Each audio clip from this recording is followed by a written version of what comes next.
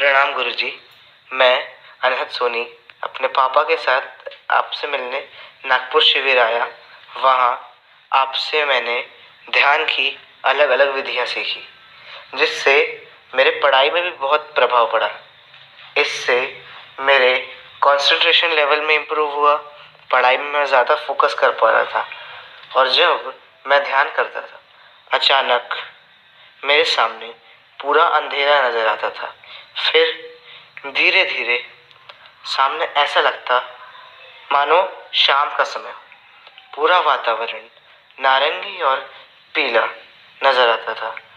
अचानक ऐसा लगता जैसे पानी की तरंगे मेरे तरफ चली आ रही है।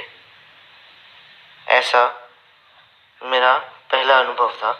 अब जब मैं ध्यान करता हूँ तो पूरे अंधेरे माहौल के बीच में एक प्रकाश की किरण और पूरा अंधेरा पर अचानक से कुछ सफेद लाइन कुछ इस प्रकार आकार में ढलती है जैसे कोई पर्वत हो, और धीरे धीरे वहाँ सब गायब होने लगता है और वहाँ बस अंधेरा ही बच जाता है।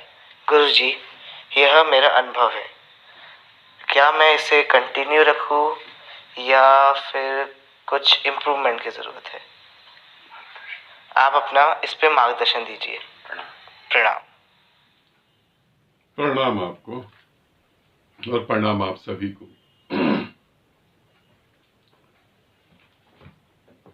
अभी इस बच्चे ने जो है अपना एक्सपीरियंस शेयर करा है। उस एक्सपीरियंस को मैं बाद में बताता हूं। अगर हमारे पास बच्चे हैं, अगर हम एक पिता हैं और एक माँ हैं, तो हमें ये सोचना चाहिए कि हम अपने बच्चे को कैसे एजुकेटेड करें कि वो बड़ा हो जाए और उसके पास अच्छी एजुकेशन हो और वो नशों में भी ना पड़े, उसके अंदर बलात्कार करने वाली भावनाएं भी ना पैदा हो पाए और वो क्राइम से भी ना जुड़ पाए। हम अपनी जनरेशन को बहुत हद तक बदल सकते हैं। अब इस बच्चे के अनुभव को लेते हैं तो ये बच्चा बड़ा होगा, पढ़ेगा, अच्छे से पढ़ेगा। एक समय ऐसा आएगा इसके लिए पढ़ाई खुशी की बात होगी, प्रेशर नहीं होगा, दबाव नहीं होगा, और एक अच्छी जगह ये जॉब करेगा या अच्छा एक बिजनेस करेगा और एक अच्छी लाइफ को जिएगा। ऐसा क्यों? क्योंकि अच्छा क्या है वो उसे अभी से समझ आ रहा है। हम अपने बच्चों को क्या सिखा रहे हैं? भागो भागो भागो। हम अपने बच्चों को क्या समझा रहे हैं? हम अपने बच्चों को समझा रहे हैं ज्यादा नंबर लाओ, टॉप करो।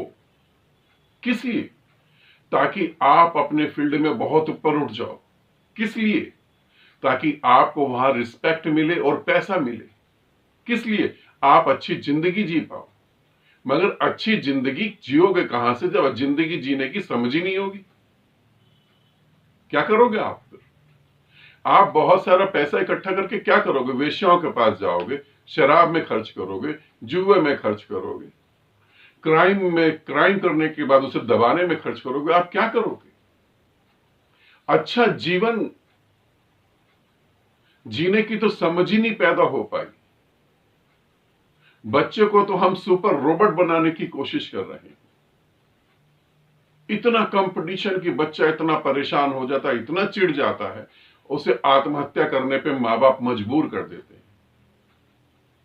मैंने बहुत सारे बच्चे देखे हैं जो पढ़ाई के बोझ के कारण मेंटली डिस्टर्ब हो जाते हैं। एक लड़की ने 12th के एग्जाम दिए, उसे 12th में जो है उसके फर्स्ट आना चाहिए था, वो सेकंड आ गई। और जब वो घर पे आई रोती हुई, माँ बाप ने उसे बहुत बोला कि सेकंड आ गए, कोई बात नहीं बेटा, कोई बात नहीं। मगर एक साल तक जो उस दिमाग में उसके प्रेशर बना रखा था और जो उसने इमेज बना रखी थी, रात होते होते तक वो चिल्लाने लगी घर में जोर जोर की। उसने अपने कपड़े फाड़ दिए और बाद में सुबह तक पता लगा कि वो मेंटली डिस्टर्ब हो गई है, पागल हो गई वो। और आज उसकी उम्र 40 साल है, आज भी वो पागल है, फिर भी जिंदा है। कुछ माँ बाप के बच्चे तो आत्महत्या कर लेते हैं इस कारण से। उन्हें समझ ही नहीं पैदा हो रही, और समझ कहां से पैदा हो, माँ बाप में ही समझ पैदा नहीं है।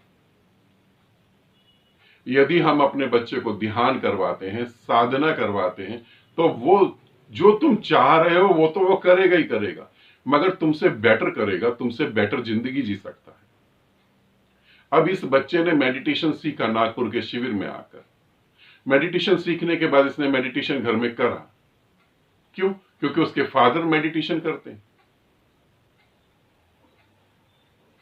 अब वो मेडिटेशन करने के कारण उसकी समझ विकसित हुई, उसका फोकस एकदम सेट हो गया कि वो एक तरफ देखता है तो उसको देखता है, उसको कैच करता है, और उससे पढ़ाई उसकी और आसान हो गई।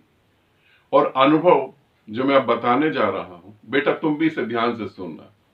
जो तुम्हें अनुभव हो रहा है, इसी साधना को कंटिन्यू करना, और इसे कुछ समय और कंटिन्यू करने के बाद तुम्हें कुछ और करने की जरूरत ही नहीं है। परमात्मा स्वयं ही घट रहा है तुम्हारे साथ।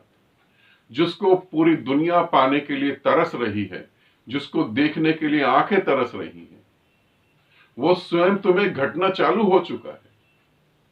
उसी विधि को करो जिससे ये घट रहा है, उसी में डूबो और अच्छे से डूबो।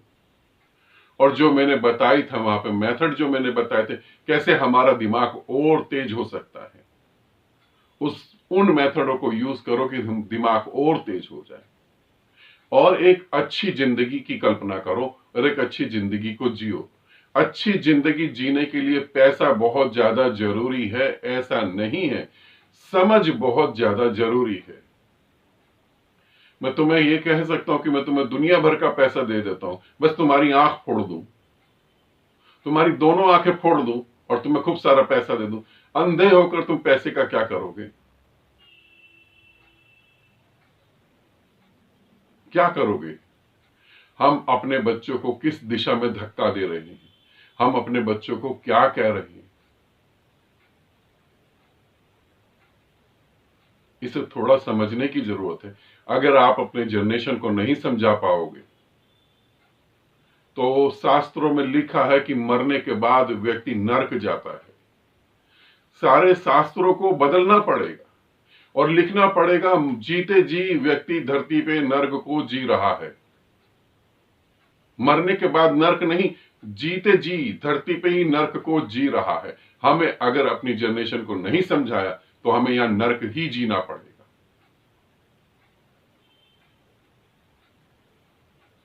और बहुत सारे लोग तो जी ही रहे हैं। यदि कोई माँ बाप अपने बच्चे से प्यार करता है तो वो अपने बच्चे को मेडिटेशन की तरफ जरूर जरूर लेके जाएगा। क्योंकि जब आप अपने बच्चे को प्यार करते हो और बच्चे को कुछ सिखाने की कोशिश करते हो, तो इंटरनल तो आप जानते हो कि आपने कौन सा तीर चला दिया, आपकी जिंदगी कहां पर खड़ी है। ये ऐसे ही हो गया जैसे अक्सर घर में होता है, पिता शराब पी रहा है और बच्चे को कह रहा है बेटे जिंदगी में कभी शराब नहीं पीना, ये बहुत गलत चीज है,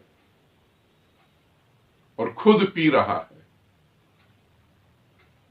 और उसे समझा रहा है, और पीने के बाद नशे में खूब हरकतें अजीब अजीब कर रहा है। बच्चा समझाने से कम देखने से ज्यादा समझता है। इसीलिए अपने बच्चे को तुम चाहते हो कि वो अच्छी जिंदगी जिए, तुमसे भी अच्छी जिंदगी जिए, तो मेडिटेशन उसे जरूर करवाओ। मेडिटेशन करवाना, जिस रूढ़िवादिता में तुम फंसे हो उसमें नहीं कि चलो बेटा सोमवार को शिवलिंग पे जल चढ़ाओ, चलो माला लेके माला जप लो। माला लेकर माला जपने से तुम्हारे दादा परदादा और तुमको कुछ नहीं हो रहा है। इतनी मालाएं जपने के बाद आज भी वासना है, क्रोध है, अपने घर में ही तुम एक दूसरे के मारने के बारे में सोचने लगते हो। सोचो, अपने जैसी दकियानूसी बातें नहीं उसके दिमाग में डालो। शिवलिंग पे जल चढ़ाने से अगर शिव मिलते तो नल लगाकर ऊपर से खोल दो उसको, पानी कंटिन्यू चलता रहेगा दिन रात और शिव मिल जाएंगे। थोड़ा समझो। और ये बच्चे का मैंने ऑडियो इसलिए चलाया कि तुम देखो, इसी पृथ्वी पर, इसी इंडिया में, इसी धरती पर एक बच्चा जिंदगी को ऐसे भी जीना चालू कर रहा है। और तुम्हारे बच्चे क्या कर रहे हैं, तुम क्या करवा रहे हो अपने बच्चों से, इसे समझना जरूर, ठीक है। और बेटा तुमको मैं ये कहना चाहूंगा, जो जैसे कर रहे हो उसे कंटिन्यू रखो। जल्दी ही नागपुर में मैं आ रहा हूं, फिर हम नागपुर में भी मिलेंगे, ठीक। आनंदित रहें, सदा खुश रहें, बहुत बहुत प्रेम आप सभी को।